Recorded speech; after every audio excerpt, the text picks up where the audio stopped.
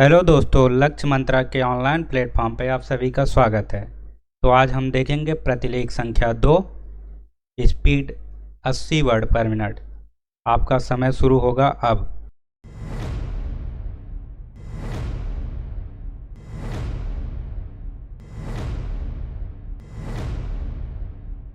सभापति महोदय, प्रतिदिन छोटी मोटी झड़पें होती रहती है। हमारी फौजें बड़े उत्साह से उनके मुकाबले में खड़ी हैं।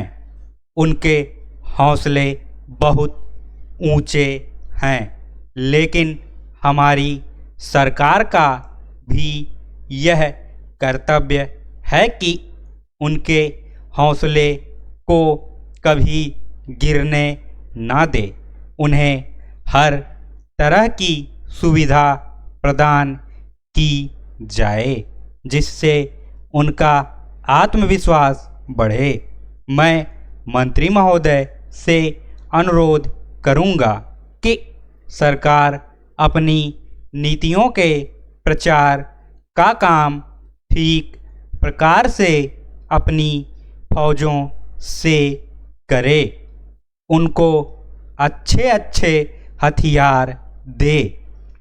अनुसूचित जातियों और आदिवासी जातियों के आयुक्त ने जो अपना प्रतिवेदन प्रस्तुत किया है, उस प्रतिवेदन को देखने से यह प्रतीत होता है कि इसको तैयार करने में उन्होंने बहुत परिश्रम से कार्य किया है।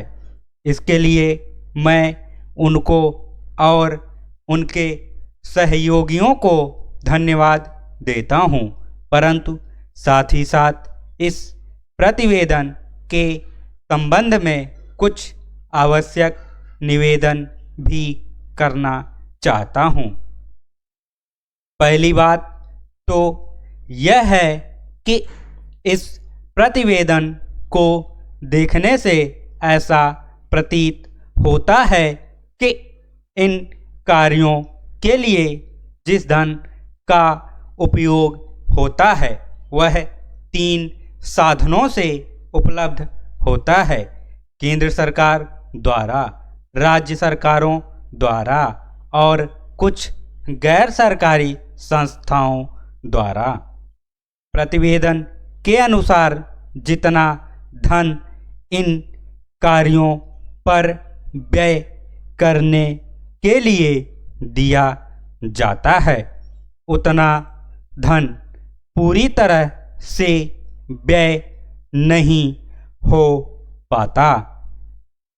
मैं यह नहीं कह सकता कि आवश्यकता से अधिक धन दिया जाता है या कार्यकर्ताओं को वह धन प्राप्त ही नहीं होता, जिसके कारण से वह बिना खर्च हुए बच जाता है।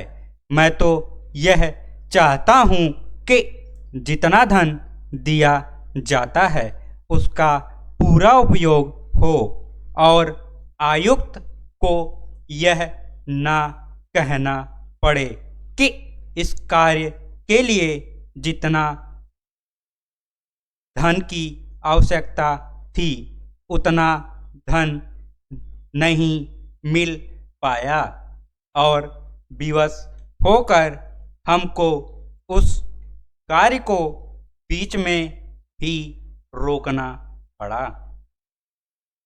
पैराचेंज। जहाँ तक राज्य सरकारों का संबंध है, बहुत सी राज्य सरकारें अभी तक इस कार्य में असावधानी से काम ले रही हैं और इस कार्य को उपेक्षा की दृष्टि से देखती हैं। आयुक्त ने इस बात की शिकायत की है कि बहुत सी राज्य सरकारों ने अनेक पत्र भेजने के बाद भी अभी तक अपनी रिपोर्ट नहीं भेजी है। मैं चाहता हूं कि सरकार इस तरफ निष्ठापूर्वक ध्यान दे। राज्य सरकारों पर दबाव डाला जाए कि वे इस दायित्व के प्रति सचेत हों और आयुक्त को उनके कार्य में पूरा सहयोग प्रदान करें। समाप्त।